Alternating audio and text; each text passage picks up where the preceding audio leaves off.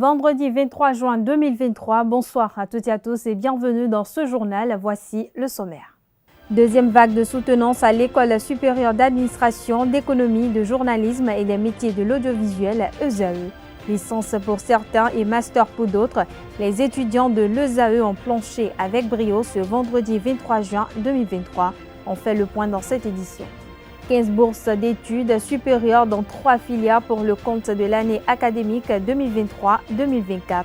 Ceci est une offre du gouvernement algérien aux étudiants béninois. C'est l'information donnée par la ministre Éléonore Yahi Ladékan à travers un communiqué signé du ministre de l'Enseignement supérieur et de la Recherche scientifique. Quelles sont les filières concernées par cette bourse? Élément de réponse dans ce 19h. Les fidèles musulmans célèbrent dans quelques jours la fête de la Tabaski. Quelle est la portée et la signification de cette fête islamique? On en parle dans un instant.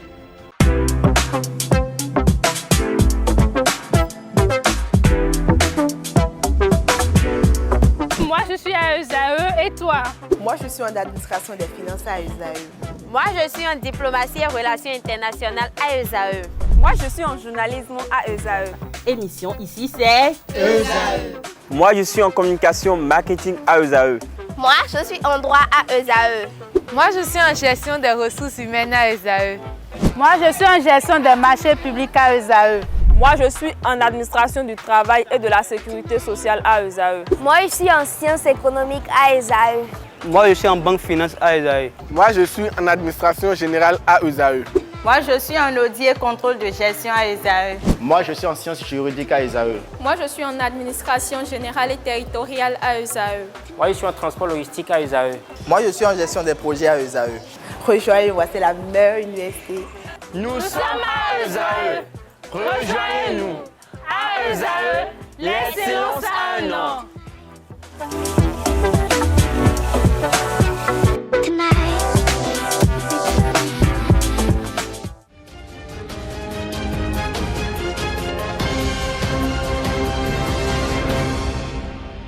À nouveau, bonsoir. Merci de nous préférer pour vous informer. Une autre vague des étudiants en fin de formation en licence comme en master à l'École supérieure d'administration, d'économie, de journalisme et des métiers de l'audiovisuel ESAE ont soutenu leur mémoire de fin de formation ce vendredi 23 juin 2023.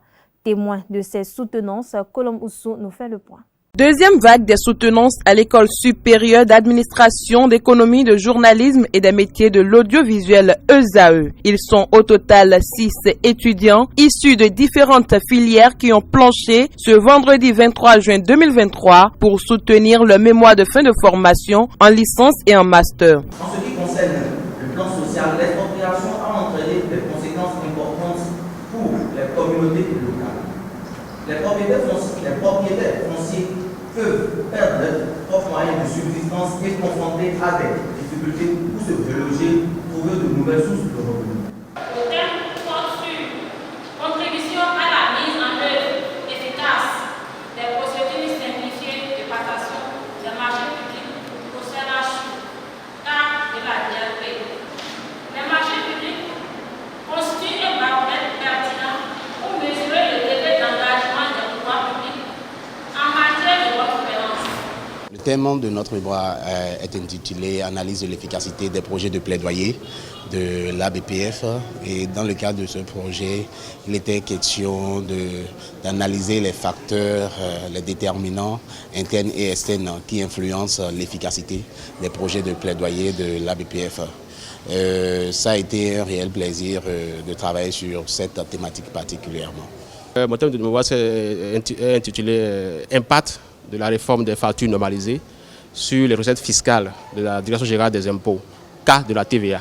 Il faut dire que la réforme sur les factures normalisées, c'est une réforme majeure de la Direction générale des impôts, une réforme qui a d'ailleurs pris corps à travers le Conseil des ministres de septembre 2017. C'est une réforme qui vient à point nommé, qui est la bienvenue parce que ça apporte plus de ressources à la caisse de l'État. Avec ces ressources supplémentaires, l'État pourra faire, réaliser plus de biens sociaux, d'infrastructures sociales pour la population de façon générale. Pendant plus d'une demi-heure, chaque impétrant a défendu ses travaux de recherche devant les membres du jury qui ont fait des apports et suggestions avant de valider les mémoires avec des mentions variées. Vous allez prendre en compte les observations lors de la mention assez bien. Le jury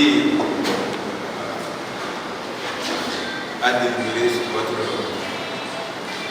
mémoire, a apprécié la manière dont vous avez informé.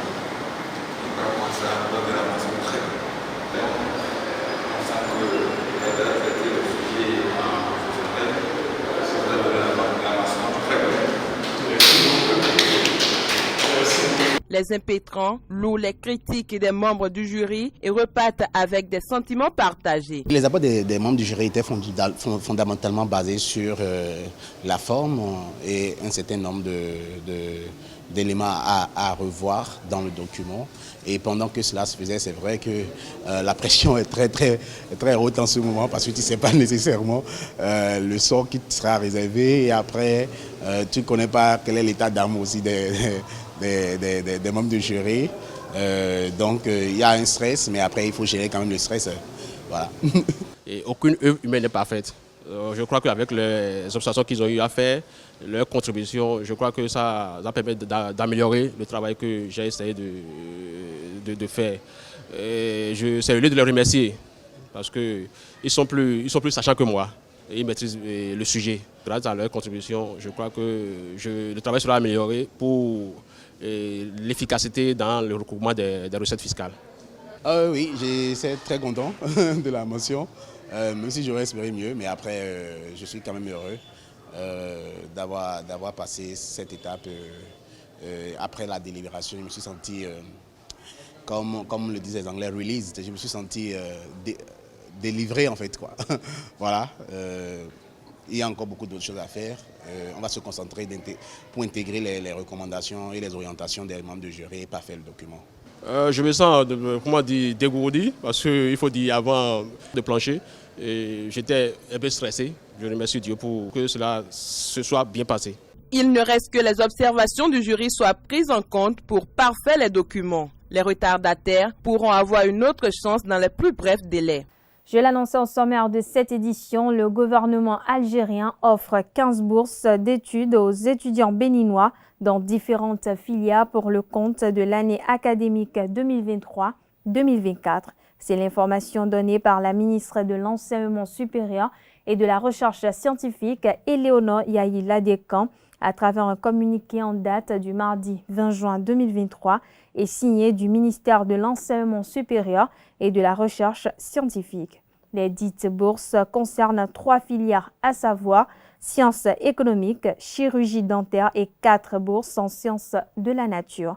Selon le communiqué, les bénéficiaires doivent strictement se conformer aux dispositions régissant la nouvelle orientation de gestion des bourses étrangères. Notons que ces opportunités de bourse sont destinées aux citoyens de nationalité béninoise jouissant d'une bonne maîtrise de la langue française et titulaires d'un baccalauréat de l'année 2022 avec une moyenne de 15/20 pour la chirurgie dentaire et 13/20 pour les sciences de la nature et de la vie. Les dossiers de candidature doivent être en 2 exemplaires et déposés au plus tard le mardi 30 juin 2023 à 17h précise. L'Institut des artisans de justice et de paix a organisé un cercle de réflexion sur le thème démocratie, valeurs humaines et consolidation de la paix, enjeux de développement. Dirigé par le professeur Monique Wassa-Kouaro, cet atelier a eu lieu hier jeudi au Champ d'Oiseaux de Cotonou. Un atelier qui a permis à toutes les parties de la société de réfléchir pour un mieux-être. Le reportage avec Anedo.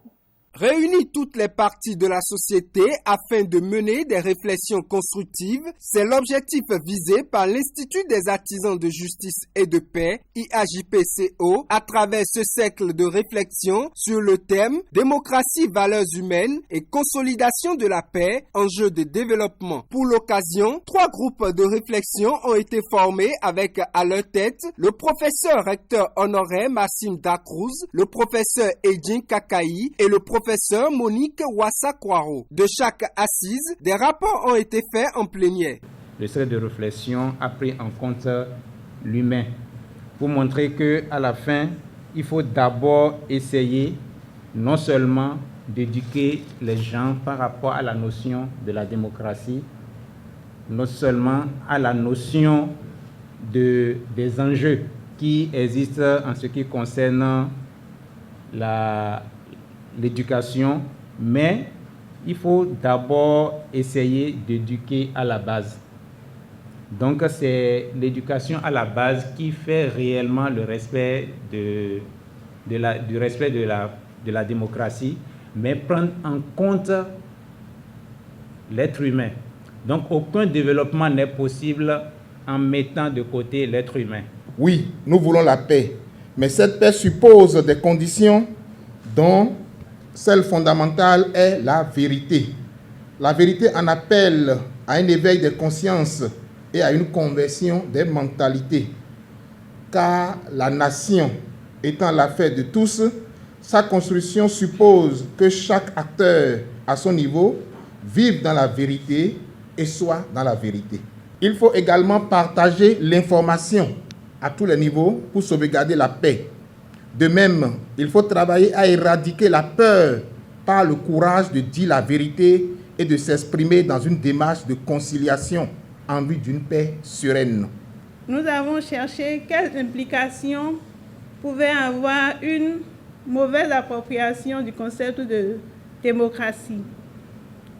Nous avons retenu qu'une démocratie mal appropriée ou mal vécue implique de la frustration, le pillage de l'économie, des jeunes en quête de perspectives, l'instrumentalisation de la jeunesse par des politiques à des fins électorales, des conflits électoraux, l'hypothèque du vivre ensemble, la cybercriminalité, des formes douloureuses de mobilisation politique et j'en passe. Le professeur Monique Wassa-Kwaro a coordonné les débats. Elle a donné une perception de la démocratie après de multiples interrogations. La démocratie perçue comme système politique a été expérimentée, ça fait déjà plus de 3 décennies. Et les institutions ont été installées, nous avons les 3 pouvoirs, l'exécutif, le législatif, le judiciaire, et chacun joue son rôle. Nous avons aussi les institutions de contre-pouvoir qui sont là et qui sont fonctionnelles, qui sont renouvelées. Il y a eu le renouvellement des membres de la Cour constitutionnelle il n'y a pas un mois. Au niveau de la gouvernance s'appuie quand même sur des valeurs humaines. Et comme valeurs, nous avons les valeurs d'égalité, les valeurs de liberté, les valeurs de respect, de dignité de la personne humaine, de solidarité. Un intervenant a mis l'accent sur la solidarité. Et en tant que sociologue, c'est un concept qui nous est très cher, que nous abordons tout le temps à travers Durkheim. La solidarité, nous avons 2 formes. Il y a la solidarité mécanique, qui était propre à nos sociétés traditionnelles, et la solidarité organique, que nous expérimentons, que nous vivons dans la société moderne contemporaine. Je pense que le système est approprié. Il faut travailler au niveau de l'humain. Il faut plus d'humanisme dans la pratique de la démocratie, qui est un exercice en permanence qu'il faut faire et qui doit impliquer le savoir-faire de tous les acteurs de la société béninoise sur toute la chaîne, à travers les valeurs d'équité, de tolérance, de responsabilité, d'amour et d'honnêteté. Les professeurs Massim Dacruz et Idjen Kakaï ont également fait des apports. Un cercle de réflexion qui a permis à toutes les parties de la société de comprendre encore plus le concept de la démocratie. Ce terme se referme, laissant place à un nouveau cycle de réflexion sur le thème « Promouvoir une démocratie au service du développement humain, une question des droits humains ». L'Assemblée, très satisfaite, se donne ainsi rendez-vous pour le 13 juillet prochain. Au terme de ce cercle de réflexion, le père Éric Aguenounon, directeur de l'Institut des artisans de justice et de paix, a formulé des remerciements à l'endroit de tous et a annoncé le thème des réflexions pour le mois de juillet. Des propos recueillis par Anedo. Depuis le mois de mars dernier, nous avons entrepris à l'IAJP un nouveau cheminement. Nous réunir autour des cercles de réflexion.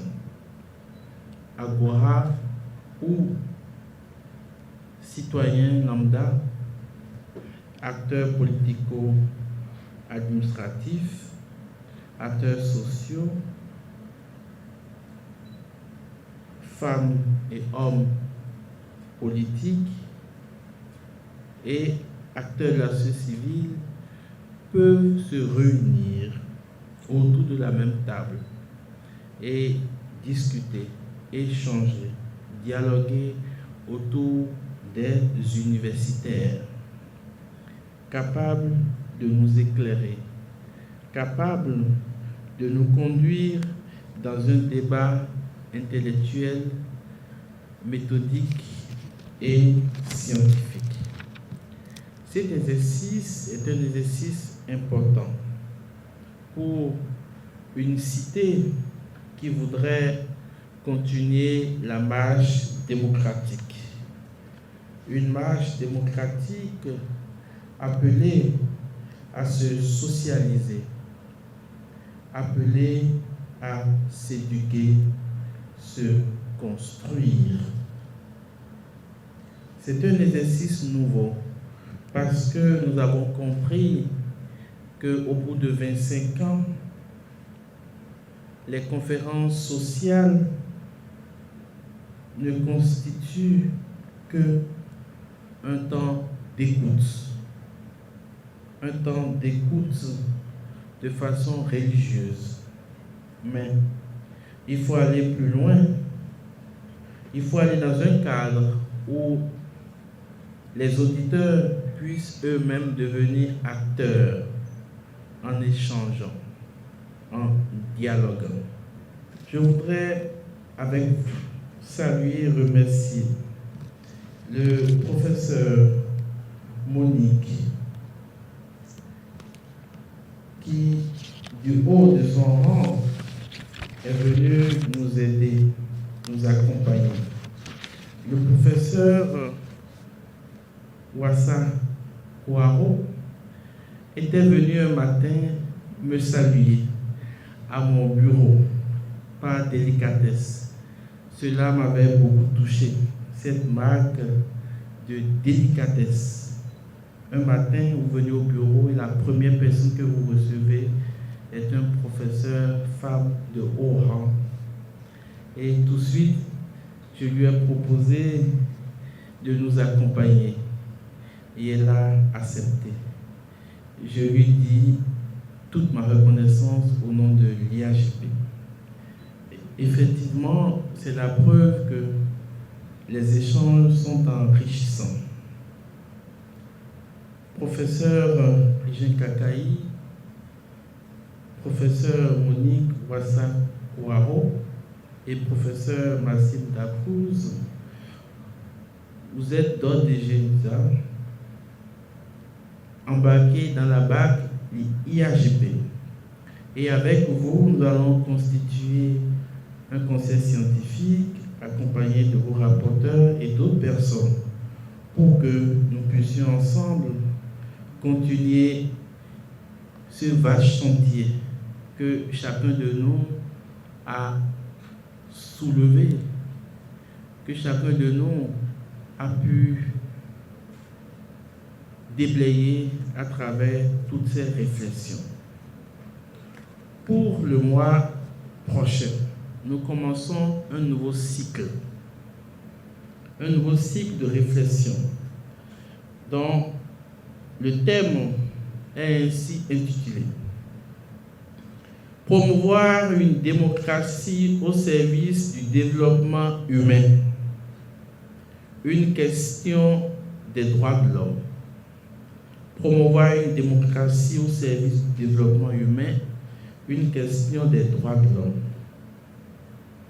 Et donc le 13 juillet, jeudi, de 18h30 à 21h, nous aurons cette conférence donnée ici même par un universitaire, un professeur titulaire de haut rang qui a réfléchi sur la démocratie.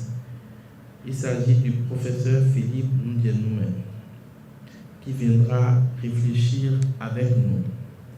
Ensuite, le mois d'août, nous aurons un débat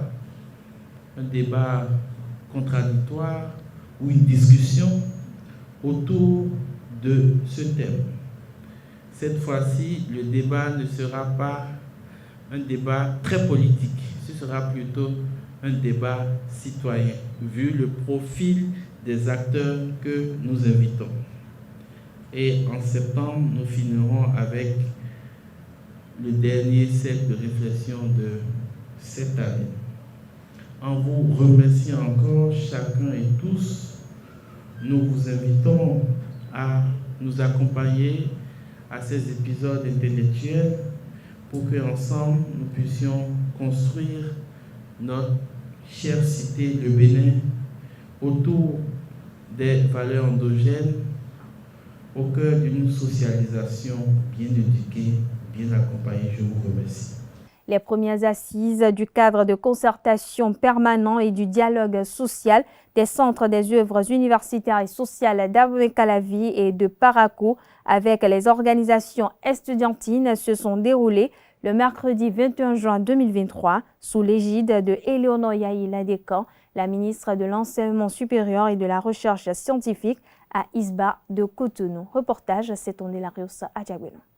La nouvelle collaboration entre les organisations estudiantines et les autorités universitaires connaît une étape importante. Les équipes dirigeantes des centres des œuvres universitaires et sociales d'Abomey-Calavi et de Parakou et les responsables étudiants ont tenu les premières assises du cadre de concertation permanent et du dialogue social. Ce cadre n'étant pas encore opérationnel dans la plupart des universités, le COUS-AC a pris note de service pour créer un cadre propre à lui, composé de l'administration du COUS-AC et des bureaux fédéraux des étudiants.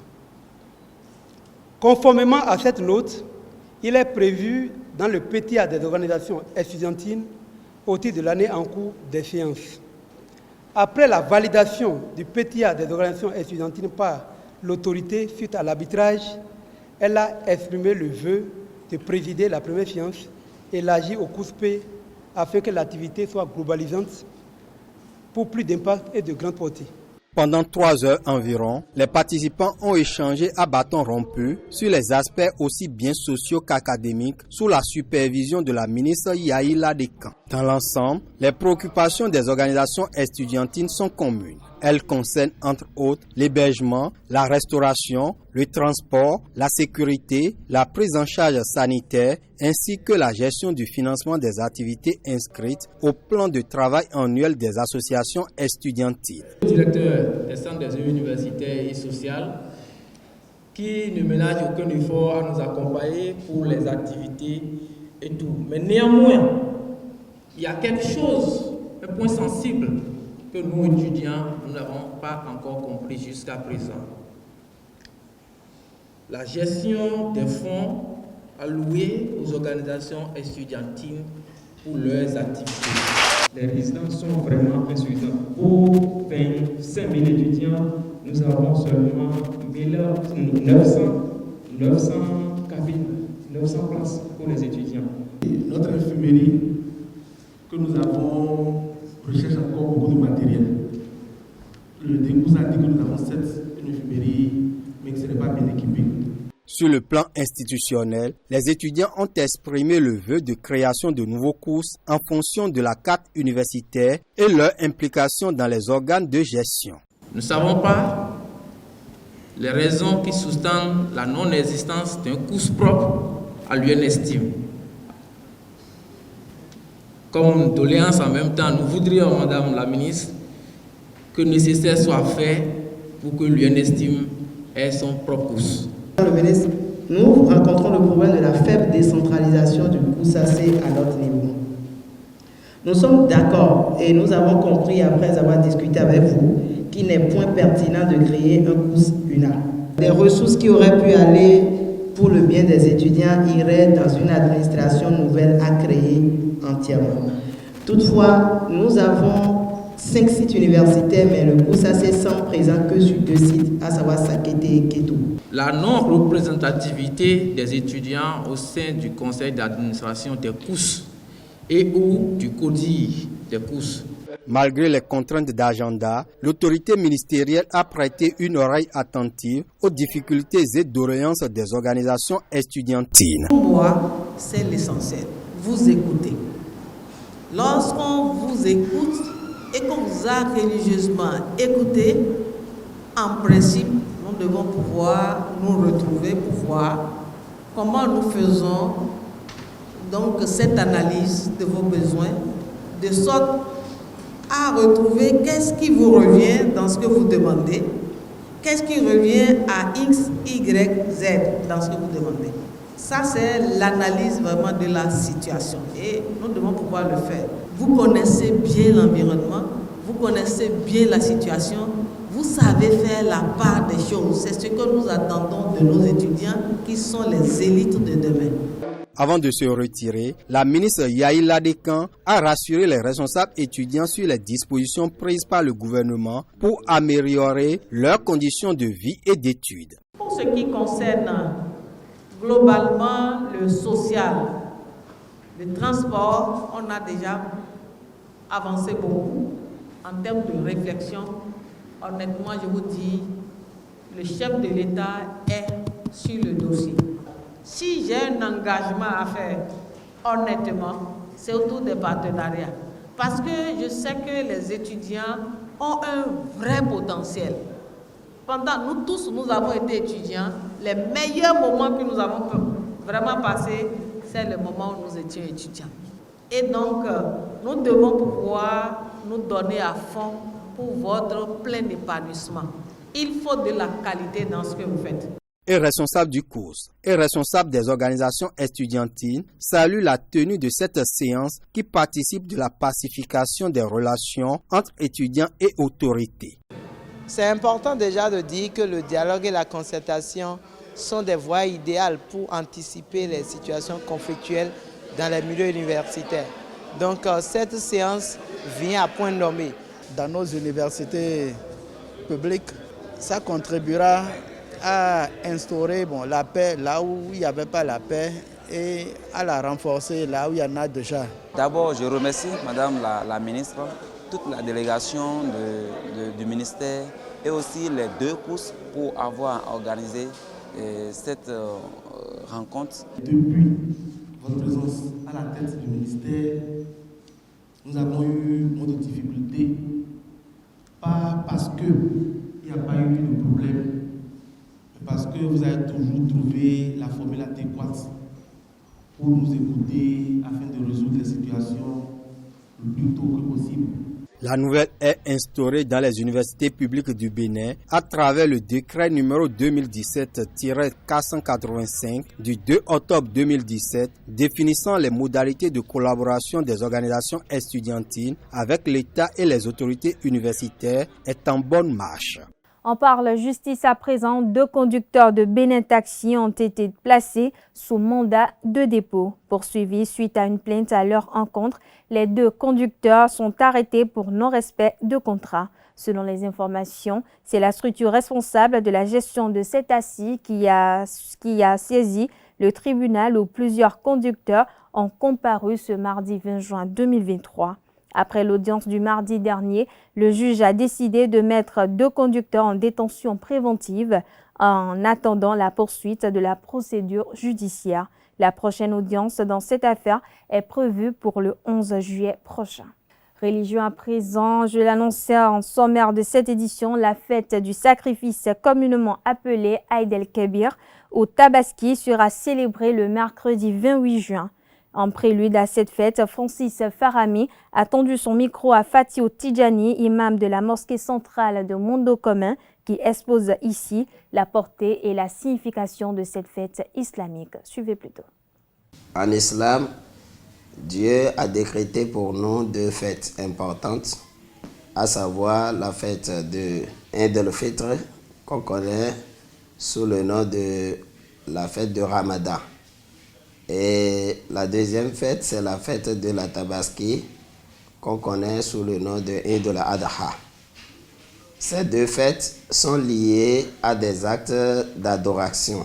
Cette fête-ci dont nous parlons, qui est la fête de la Tabaski, est liée aussi à l'un des piliers de l'islam, qui est le 5e pilier, qu'on appelle le pilier du pèlerinage, le Hajj, le fait de voyager sur la Mecque rien que pour l'adoration d'Allah. Alors, les 10 premiers jours du mois de Zul Hijjah, qui est le 12e mois de l'année lunaire, le dernier mois de l'année lunaire, c'est au cours de ces 10 jours-là que se passent les œuvres du pèlerinage. C'est vrai qu'il y a des actes qui commencent avant, mais tout est concentré au niveau de ces 10 jours. Et précisément le 9e jour, qui est le jour de Arafat. Alors, si les musulmans doivent fêter la Tabaski, c'est juste après que les pèlerins aient accompli leur mission totalement comme cela se doit à la Mecque, le 9e jour qui est le jour de Arafat, et le 10e jour, nous fêtons la Tabaski.